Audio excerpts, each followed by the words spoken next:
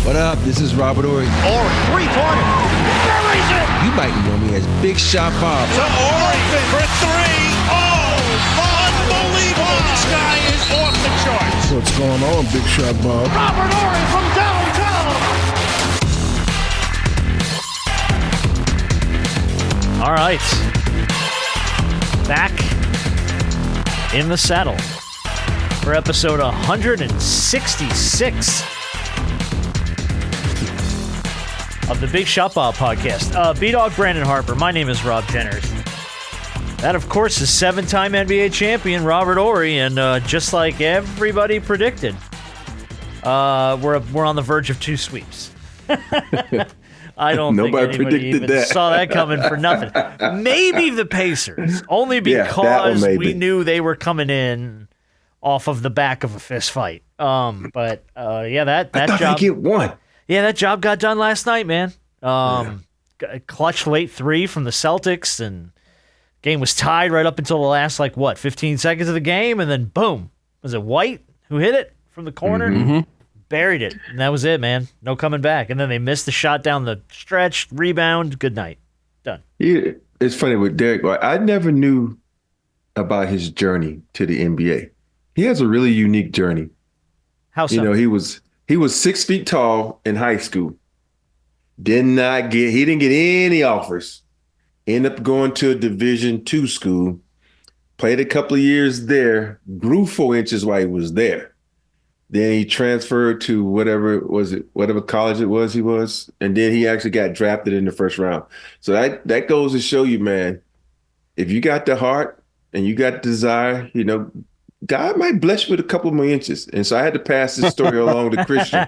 We all hope I said, dude, we all hope. Hey, hey, just keep doing your thing, man. You never know. God might see your hard work but bless you with, like a little bit more height. And next thing you know, you're in the league. So, yeah, I did not know that about him. So I was like, okay, I became a big fan of his after just seeing that he, hard work and dedication. I had no idea.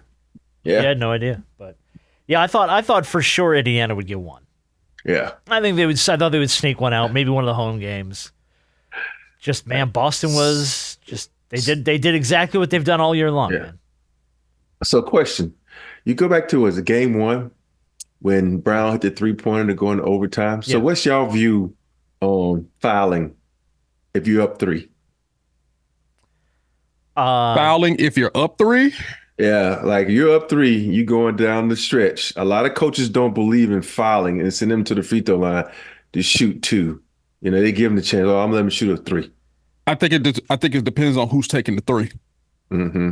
Yeah. I think I'm a firm believer that you do not foul a shooter, because my thing is the worst scenario could be if you foul him and it's an and 1. So now that he done knock down the 3 and he go to the line for 1. Yeah. No, you're in bonus. So you just foul him as soon as the ball is inbound. You foul. Oh. Yeah. So you just go straight to the line for 2. Yeah, you go straight to the line for 2. If you're up 3, sure. Mm-hmm. Yeah. Okay. A lot of coaches won't do that. I'm a strong believer in it because, first of all, that pressure on him to make those 2 is on. Yeah. So I'm fouling to put the pressure on you. Now you got to make the 2 because we've seen plenty of guys. Like, think about it. Kyrie, lately, he's been missing free throws. You never know. He fouled a guy, he missed 1. You get the rebound, you off to the runner. So well, I mean, even if he drains both of them, you still get the ball back. Exactly. You get the ball back, try and drain the clock, or they put you at the line. You know what I mean? Either way, but yeah, leaving them wide open for the 3 to tie the game. Yeah. I don't know. I mean, you're rolling the dice, really. Yeah. Like B said, if if it's a shooter, I think you have to. Because you could go back to that one possession that Siakam doesn't even contest the shot because he's like, every coach when you go to that huddle, they tell players, do not foul. Some listen, some don't, right, Manu? And so you go up and you contest that shot, or you just, don't let him get off. This whole series could change, Well, but I don't know how much it would have changed, though. If was a 5th, we all be drunk, though, right? Yeah. And here's the thing. A lot of this is on the Pacers because there have been 3 games. 3 out of the 4 games, They had opportunities, and especially in game 3, they were up 18 at one point or something. Yeah, but especially game 1. Yeah. Like, you got an opportunity to steal home court in game 1 and really kind of, even if that is your only win, I mean, you just never know. You never know what that could do for you for the rest of the series. But you squandered 3 leads in 3 games. Yeah. Yeah, and a big one in game 3. And a big Sound like the Lakers. Yeah. Sound like the Wolves. To me, Indiana, like you said, they had their opportunities, but just fizzled out down the stretch. They looked tired late in the game. Mm-hmm. Couldn't get a shot to fall for nothing when they needed one the most, especially in game 4. I mean, there were 2-3 possessions at the end of game 4 where they ran it down the floor and just, bad shots or what looked a couple times like an easy shot inside that gets blocked or gets deflected. And the steal by Holiday. Think about this. That's steal by Holiday. The Brown block at the end. Yeah, the steal by Holiday. Any other player, if that had been Halliburton probably got the foul call because there was a lot of contact when he took that rock from him. It's like most guys, if you got, and that's one thing that makes me upset about the refs. If you got a name, you get a call. If you ain't got a name, they're like, you don't deserve it. And it's just not fair sometimes. Like, yo, if it's a foul for one guy, it's a foul for another guy. Keep it consistent.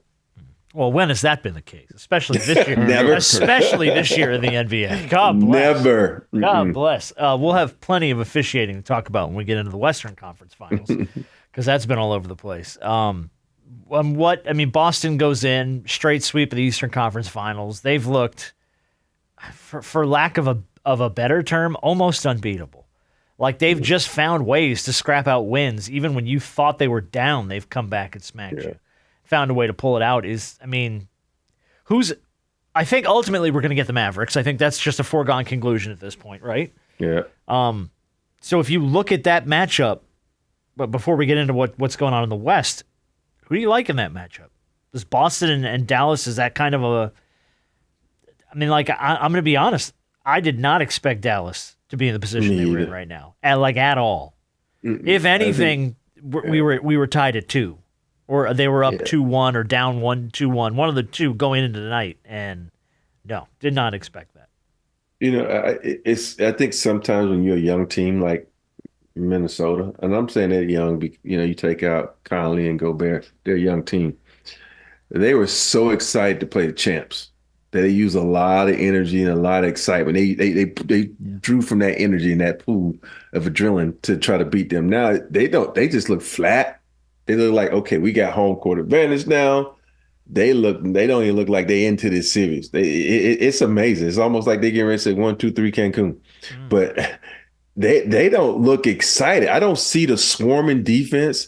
They letting Luka it's like I don't understand coaches now. Even with that switch for Gobert in game 3 and he hits the 3. What the hell are you thinking? It's like you don't let Luka beat you.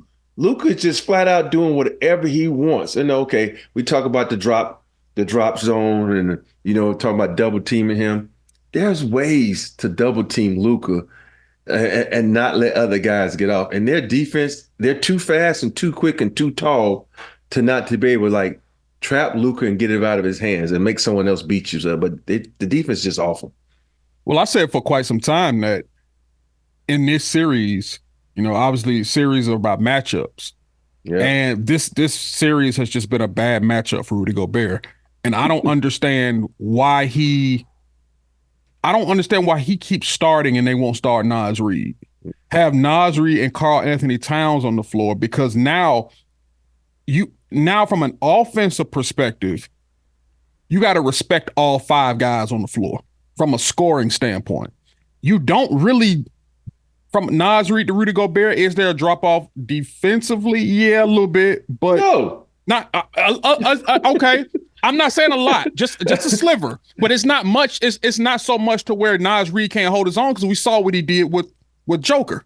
I'm gonna say he blocked more shots against Joker than the defensive player of the year did. So. You're right.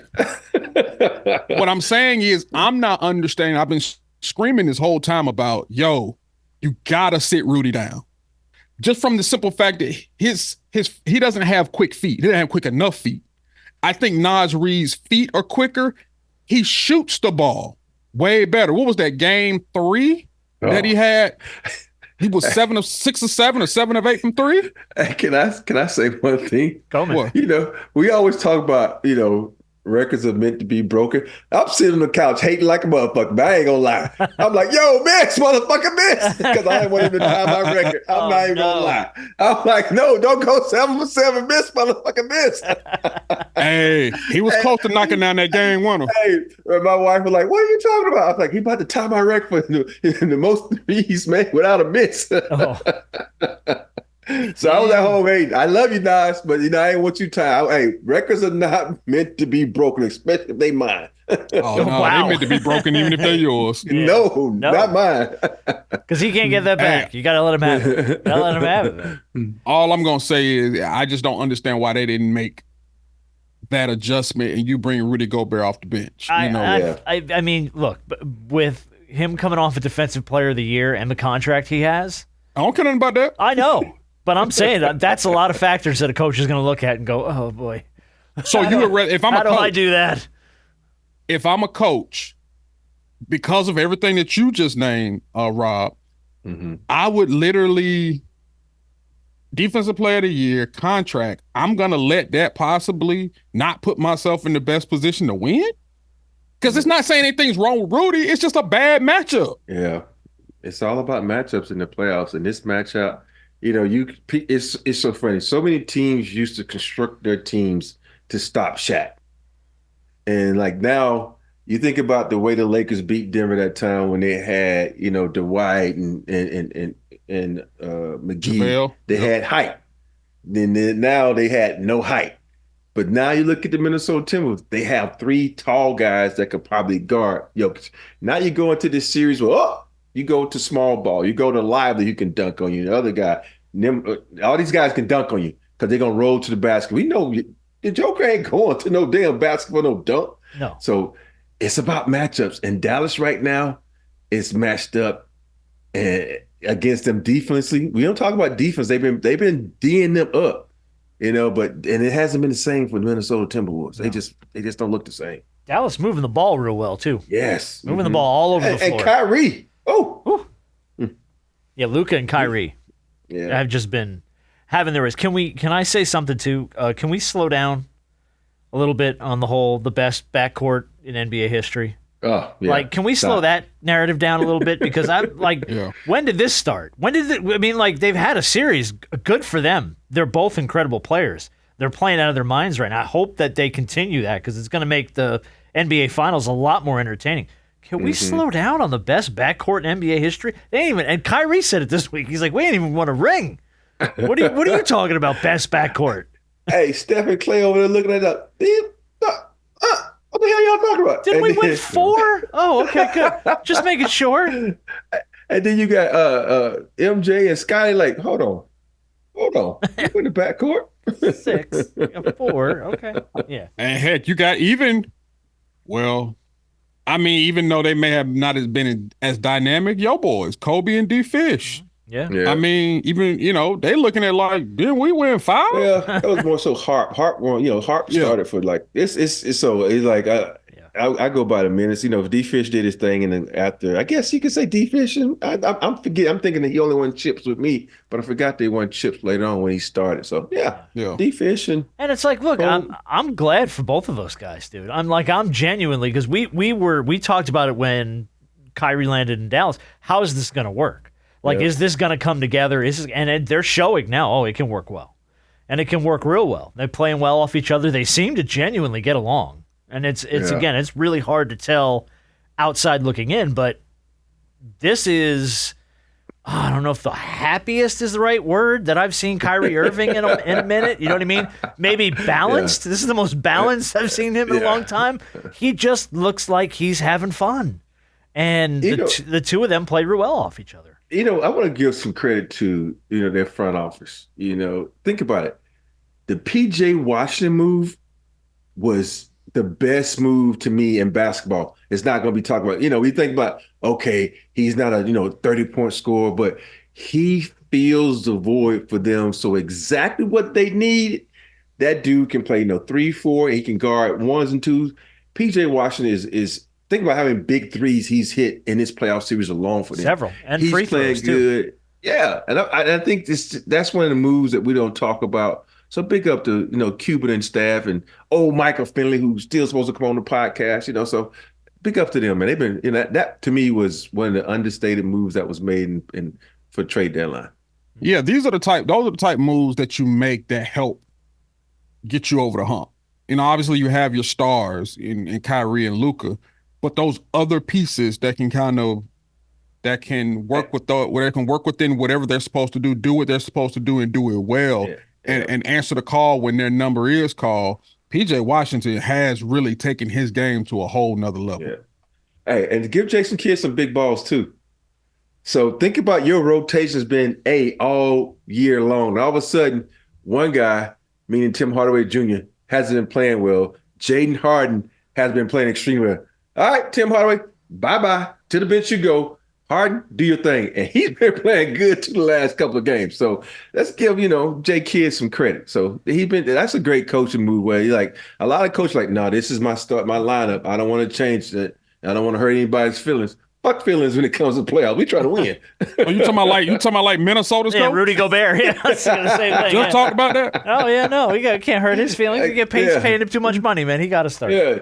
He's the highest paid player still left in the playoffs. We got to put him in. How do we sit him? Go home and count them numbers. Easily. Watch. Ready? Sit. It's just that simple. I did laugh at when Luka hit the game winner over him.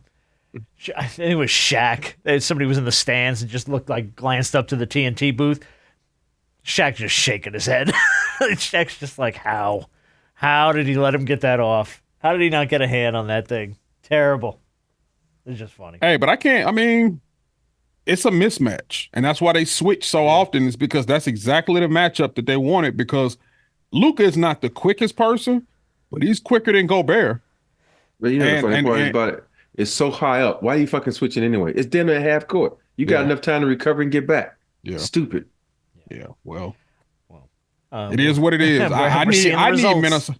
I need Minnesota to at least get one game. Well, it's tonight, I don't want to see game 4 tonight in Dallas, right? Yeah. They're in Dallas tonight. So, that place is going to be sideways. Yeah. I need Jaden McDaniel to have a big game, knock down some shots, get some defense.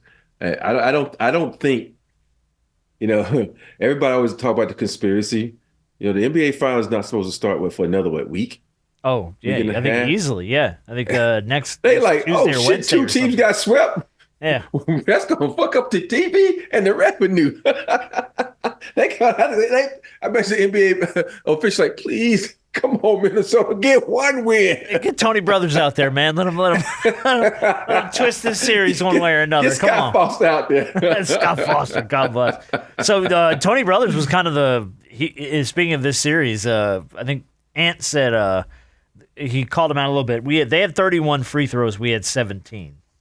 And then we had Stan Van Gundy calling out Tony Brothers during the actual telecast, which I thought was a little wild. So I'm going to play the audio for you. Yeah. With the technical, Irving the free throw line for the Dallas Mavericks. I mean, both ways. It looks like Tony Brothers wants a battle here tonight. And referees can never be like that. They're supposed to be de-escalating situations. There's no talking to Tony Brothers tonight, guys. You might as well just be scared he's going to look over here at you and I, Coach. I hope he didn't hear that. He said, Reggie's like, man, he's going to look over here at you, Coach. Yeah. But the officiating's been called out a lot this season. Obviously, we talked about it a lot in the Knicks-Pacers series, and it's now reared its head toward the Game 3 lean of the Western Conference Finals. I think at the end of the day, they need to have a sit down with the refs and say, hey, call the game like it's supposed to be called. Call Put it straight, your feelings man. to the side. Yeah. Don't give anybody any favoritisms. If they look like they flopping, don't give it to them. Tell them to man the fuck up, because there's so many guys like, Luka. It's all the European players. It's all the European players, because they do that flop stuff, and the next thing you know, they give them the call. Make them man up. The first thing they told me in the league when I got to NBA, I know it's a different type of league now. It's like you got to get stronger and you got to fucking man up. I go in there and try to dunk one time, dude, like fucking man up. Get your ass in the gym, get stronger. So they need to stop all this flopping bullshit from all these European players and putting them to the free throw line because it's just making the game so fucking long. So stop it. Yeah, that ain't going nowhere. No. That ain't going nowhere. They should have a meeting this summer about changing some of the rules up so that to allow the defense to have more of an advantage instead of that them bit at a disadvantage the entire game. Yeah. So we'll see how that goes. Yeah, and the offense creating the contact, because there have been a couple of games in series where you know how a guy can pump fake, you get your guy in the air or get your guy to extend, and you have offensive players will lean into him and jump into him. I don't like that. And they took that rule out. Well, that was part of the contention with Jalen Brunson in the Pacers series too, was he was doing that a lot. Yeah, Jalen Brunson does the jump backwards thing. Yeah, he just he done flip the script. He's smart enough, like, oh, I'm not going to jump forward. I get you on my back, I'm gonna jump backwards. Right, but there's been a couple of instances where guys have jumped into other guys to generate contact, and it was called fouls, defensive fouls. Yeah, especially the one that really bugs me is when you go into the hole, I'm in defense position between you and the basket. You jump into me, and as you jump into me, I'm a bigger guy, and the force makes you go the other way, and they give you the foul. I really hate that call. Don't punish me because I'm bigger, stronger, and in the best defensive position I can be in, and the offense is trying to go through me, and you give him the call. I hate that one. Yeah. Well, we'll see how it shakes out tonight. Game 4. In Dallas. You think this is a wrap? I mean, I think this is a wrap, even if Minnesota gets this one tonight. We're going to game 5. Going to 5? Mm-hmm. And then is it going to be a wrap in 5? Or this is going to 7. You think it's going to 7? Are you being cynical, or you think it's really going to 7? Yes. And the world is flat. Yeah, the world. Yeah, thank you, Kyrie. I wouldn't say all that. No, I mean, honestly, I think I would like to see it at least go 6. I really would, but I don't know. I have a sinking feeling Dallas is going to shut this thing down tonight. That'll be it. So get it back to Minnesota, Tim's. All right. Well, we'll see what they're made of. We did have other stuff to talk about besides the playoffs. We lost a friend. This week. We did. Lost Bill Walton. Passed away, 71 years old. He was battling cancer.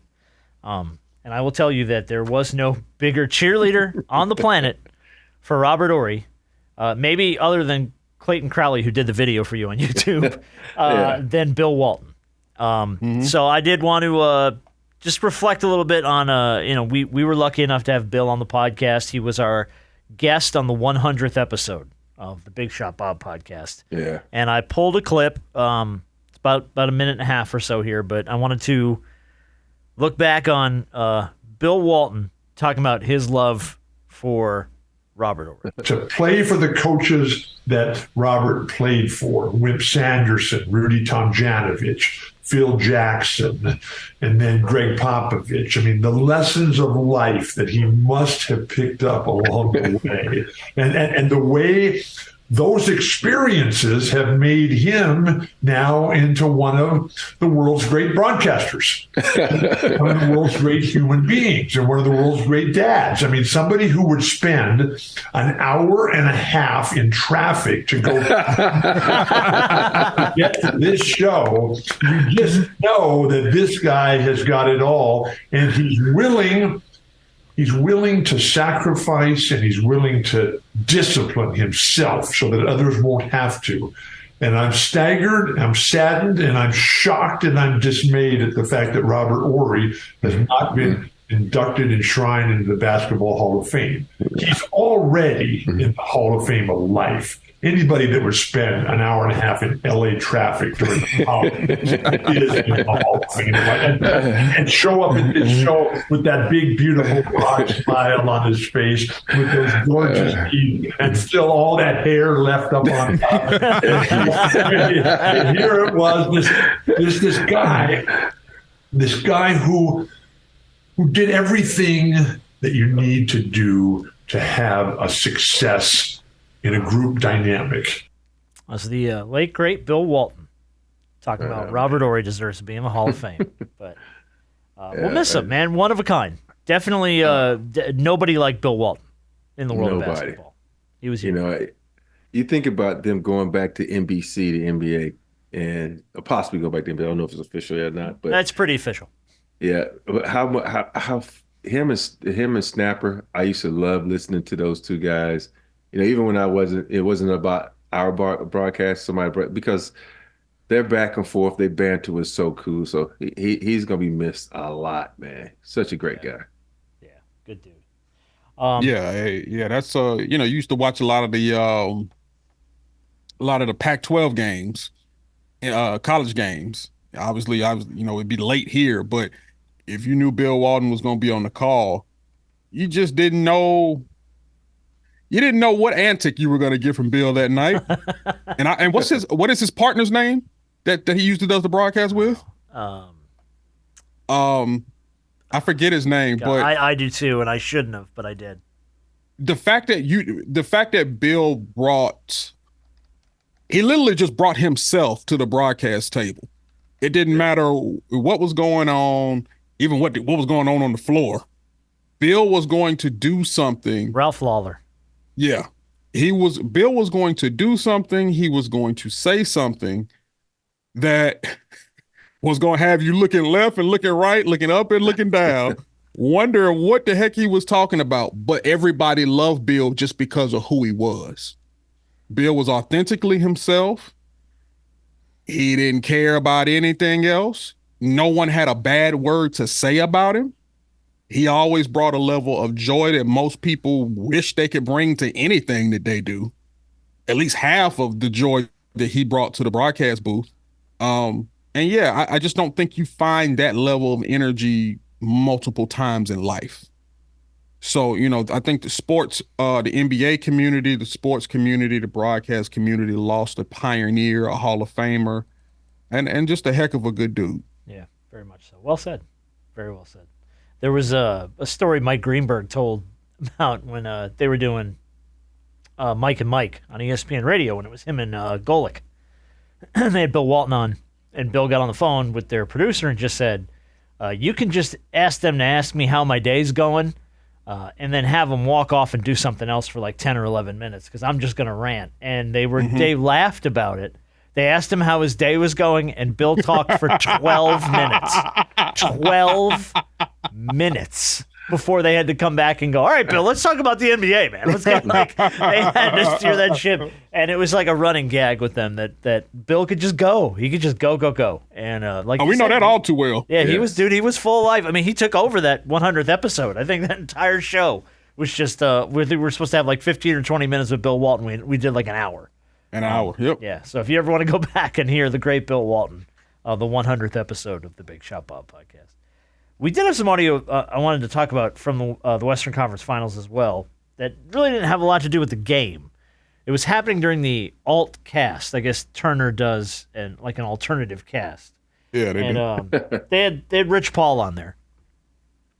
And Rich Paul dropped a little something that I'm not sure if maybe he wasn't supposed to say this or I'm not sure. It just came out strange, but here was the audio of Rich Paul. And, look, LeBron's a free agent. You have to decide, and I got to focus on his business, and he should be focused on his business, and let the Lakers hire whoever they want to hire. And he's always showed up and played for whatever coach is there. You said something, Rich. You said LeBron's a free agent, so I take it LeBron's going to decline that player option. Chris, I don't do my business over the phone. I just heard what you said. I don't know what he's going to do. We're going to do what we do every year. We're going to evaluate the situation, and we're going to make the best decision. So obviously the game's going on in the background, but you heard him say, he started this statement, LeBron's a free agent. I know what he meant by that. What do you mean? Well, what he meant was the very thing that Chris Haynes asked is that if LeBron's going to decline that option. He'll become a free agent technically, but I think it's with the intent to assign a new deal with the Lakers. At least that's what I believe. Yeah. I agree with that one because I think sometimes you have to put yourself in the best business opportunity. I think for LeBron, I know a lot of people was thinking, "Oh, it's about Bronny." At the end of the day, you got to do what's best for you. Even though we know he's a billionaire and don't really need the money, but at the end of the day, you ain't gonna give no money back. So right. I think he's just about him putting himself in the best position possible. Yeah, I think so. This is probably his last contract.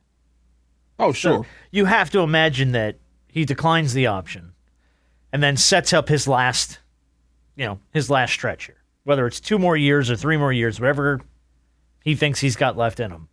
This is his last chance to sort of set the pieces and stay where, if he wants to stay or if he decides he wants to go, which I have a hard time imagining that's the case, but he's going to set it up now. So I think that's they've had the conversation of decline your option, and we'll get a new deal together. But I think Rich maybe let that slide maybe a little sooner than anticipated, and then realized after the fact, oh shit, I might have stepped in it on that one a little. Yeah.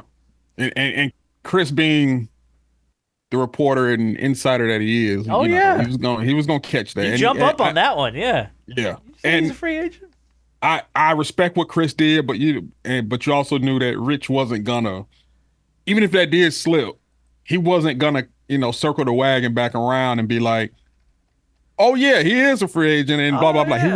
Rich wasn't gonna do that. No. He wasn't gonna do that. Whatever Rich did, that's exactly what I expected. Why are you getting in my business, Chris? Now you're in my business. Hey, Chris, we weren't gonna do this over the phone, dog. I'm not gonna do this. He wasn't gonna do it. I've also seen a lot this week. The story of Paul George being at the top of the 76ers list. He remains plan A for the 76ers. This is from Kevin O'Connor. Brandon Ingram is considered their fallback plan now. And the quote here is, aside from the pipe dream that Kevin Durant or Jimmy Butler would ask to be dealt directly to Philly, which we know that's not happening for Jimmy.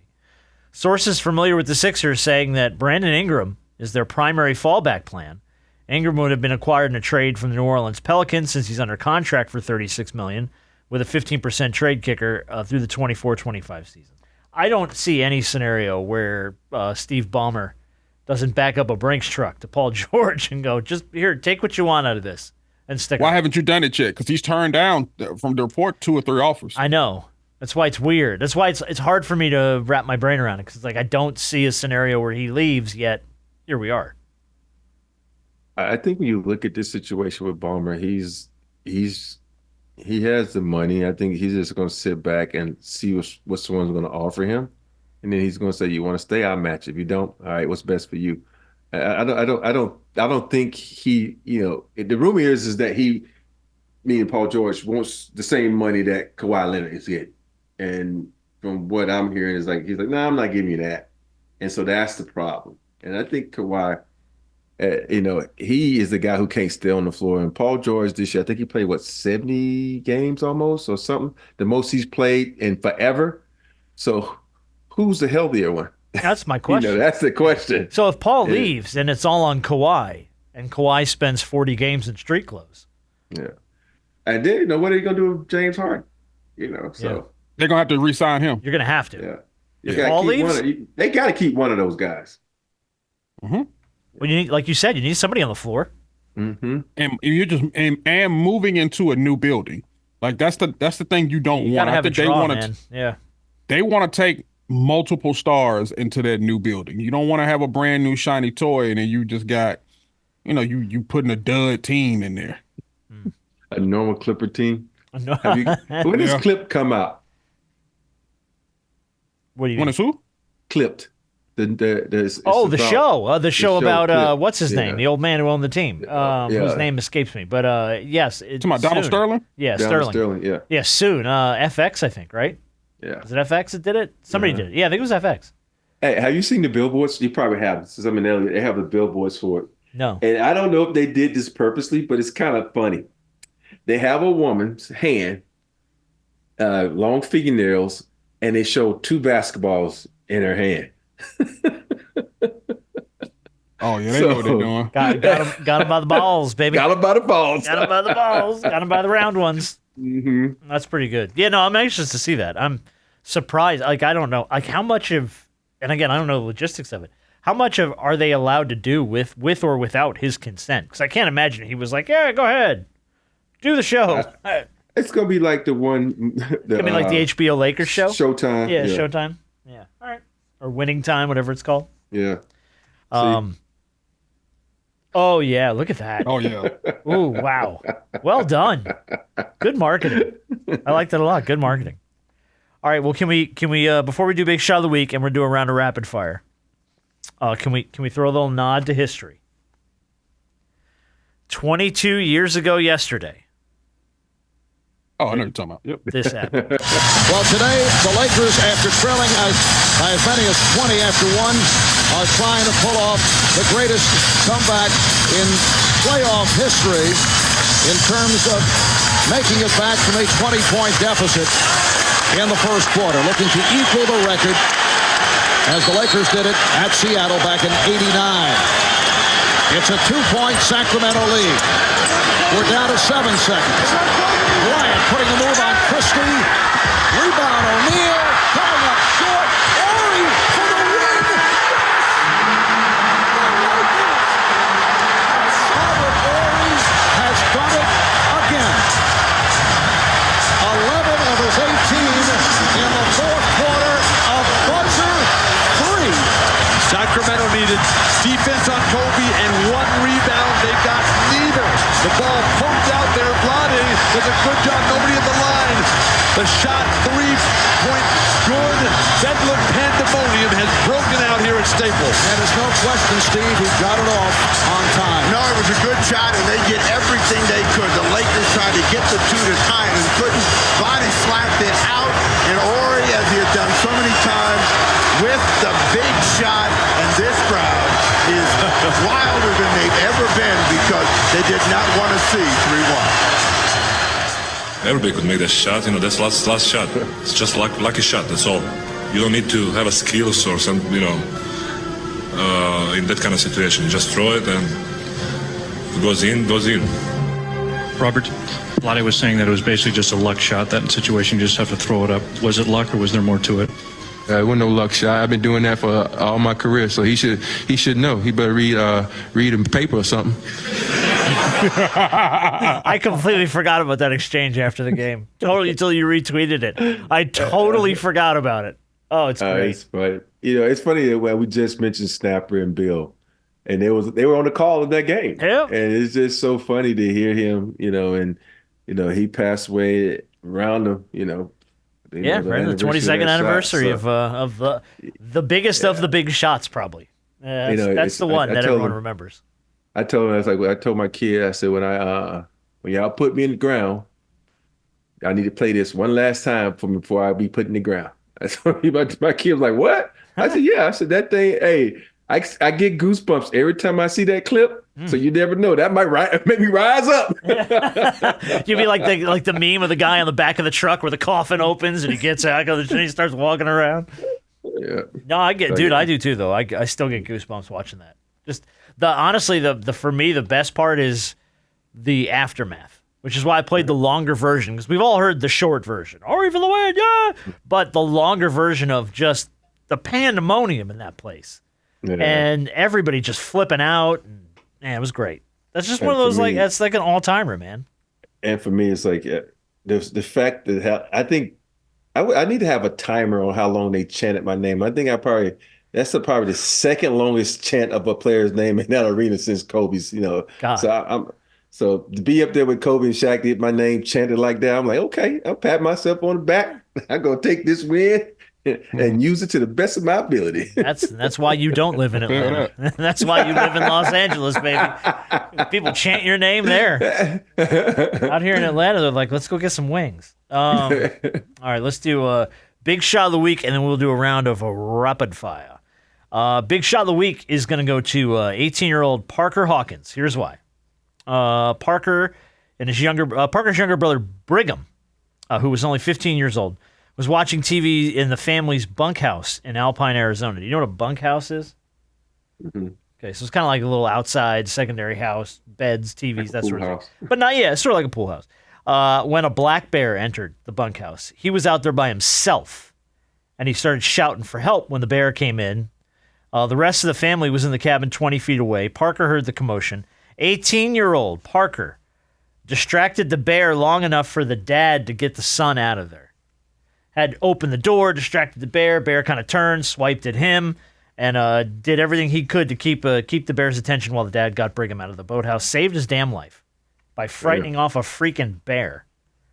So yeah, big shot of the week to Parker Hawkins, because holy crap, that's crazy. Especially 18, most 18 are like, he on his own. But he was like, to protect, that shows he has a lot of love for his brother. Oh yeah, I guarantee you, my brother was like, run. Run. That's the only help I would have got. Faster. He was like, run. Climb. Hide. There are pictures of the 15-year-old got swiped a couple times and is very lucky. Very, very lucky his brother showed up. Because my goodness. Whew.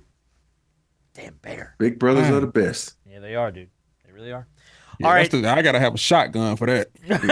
yeah, I ain't just showing up and being like, look at me. Like, no. That bear, I'm going to put a bullet right between his eyes. Nicely done. You do live in the South. You could tell. It may not be a shotgun. It might be a 4.5 or a 9, but it's going to be a bullet put between that bear's eyes. Best believe that. Hey, that bear going to do like Wolverine. Shake that shit off and come at your ass. That's okay. Guess what? I got another one in the chamber. Oh, Wolverine bear. I love that. Let's see how many bullets you can eat before you fall out. How hungry are you? Let's try it. Let's put it to the test. Yeah. All right. Well, we're going to play a round of rapid fire. You guys know how this works. We'll go head to head. I'll give you 60 seconds. So first of all, let me give a shout out to Patrick. Patrick Keller is one of my financial advisors. I'm just saying this. It's not rapid fire. He loves the Walmart Waffle House one. Oh, sure. He lives for that one. So I just want to say, Patrick, thanks for listening. And we're going to get you a Walmart Waffle House one here pretty soon. We appreciate you, man. Didn't we just do Walmart or Waffle House like last week or some shit? Yeah, we just did it. Yeah. Mm-hmm. It'll be back soon. It'll come back. It makes it, that and Black Crime, White Crime tend to. I love Black Crime, White Crime. Yeah, those two are fun, man. They tend to. But if I did them every week, they'd be. You forget it. Yeah. I'd run out of stories. I just like saying that's some white folk shit right there. Yeah, well, there's a lot of white people shit. That game is full of white people shit. Like, that's white people shit. Usually, anytime meth is involved, it's like, white guy. Yeah. All right. Well, you know how rapid fire works. Just explained it, so I'll let you pick. Who wants to go first, man? Rob, you want to go first? You want to defer? I'm going to go first. You're going to go first. I'm going first because I'm feeling pretty damn good this week. Damn, he's fired up. All right. Well, I'm going to give you 60 seconds on the clock, and we're going to hit you with trivia, and we'll see how you do. So let's load it up. Let's go. In 1903, cousins Edward Binney and C. Harold Smith founded what brand of crayons? Corolla. Correct. I'll give it to you. What S word is a kitchen feature that comes in varieties like farmhouse and double basin? Spatula. Sink. Even though the main villain of Harry Potter must not, whose name must not be said, what is his name? Voldemort, something like that. Close enough. I'm going to give you that. Valdemir. Oh man, we'll have to talk about it. Texas is only 34 miles from Kansas. If you go through the panhandle of what other state that borders both?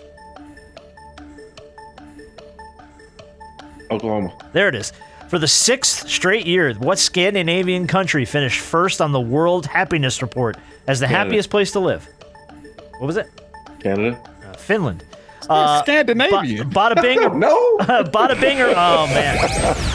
These fucking I just thought not off to a great start. I just thought friendly. It's like Canada, Sweden. All right, so Crayola. I think you said Corolla. I say? Corolla. But I said Crayola. Okay, I'll give you that. You missed sync. Are we gonna give him Voldemort? Yeah, give him to you. Were pretty damn Voldemort. Yeah, you were pretty damn close. So I know somebody that ended it more. All right, I give Oklahoma, and you missed Finland. All right, so you came up with 3. Harp, here it is. Opportunity is upon you. There is opportunity. All right, so let's load them up. You got to get 4 to win. Let's take them down. Here we go. Bada bing or bada boom? What's the club frequented by Tony on The Sopranos? Bada boom. Oh, the Bada Bing. Oh, the logo for fashion brand Tommy Hilfiger is blue, white, and what third color? Red. There it is. DJ Khaled and Rick Ross are swerving in my Lolo in the top 40 hit All I Do Is What? Win. Correct. The name of what Italian scooter was inspired by its tiny engine, which sounds like a buzzing wasp? Oh, I don't know. I forget. Vespa. I don't ride them. A prime number is only evenly divisible by itself and what other number? The prime number? A prime number is only evenly divisible by itself. Is it 3? No, 1. No, 1. Oh, my bad. For over 60 years, Alfred E. Newman is the gap-toothed face of what humor magazine? Ain't it weird how I knew all those and you knew all that? I knew all those. It'd be like that. But see, I should have got the prime number. The bada bing. The bada bing. You missed the bada bing. I ain't seen the Sopranos in a minute. So you got red. You got All I Do Is Win. You missed Vespa. I got 2. You lost. Rob took it. Yeah, he got it. All right. I knew most of those. And then for the last one, I didn't even get to finish. For over 60 years, Alfred E. Newman is the gap-toothed face of what humor magazine?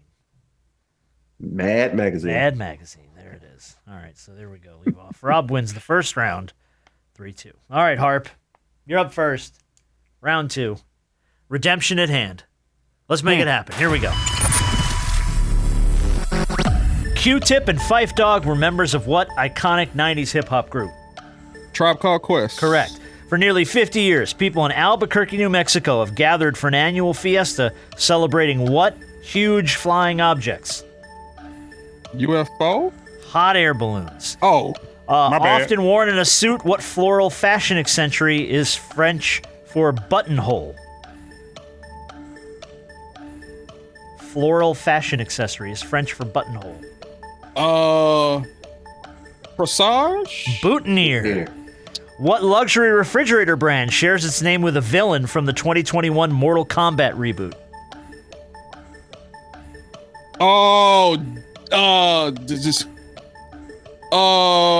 Dang, what's the blue dude? Dang. He knows it, but he doesn't. Thank you. Oh, he lost. I forgot. Rob?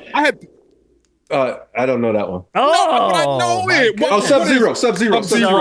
That's what it is. Sub-Zero. The kid showed back up. Get over here. You get over Dang. here. So I had went through. I said, okay, I had went through. It definitely ain't. It ain't reptile. It ain't Scorpion. It's Sub-Zero. I forgot all about that. Johnny Cage. No, it's not Johnny Cage. I have been very bad in these games. Very bad. What floral accessory is French for buttonhole? Boutonniere. You didn't get Sub-Zero. So you got one. Got one. Yeah, I did. All right, Rob. That was over like 15 years ago.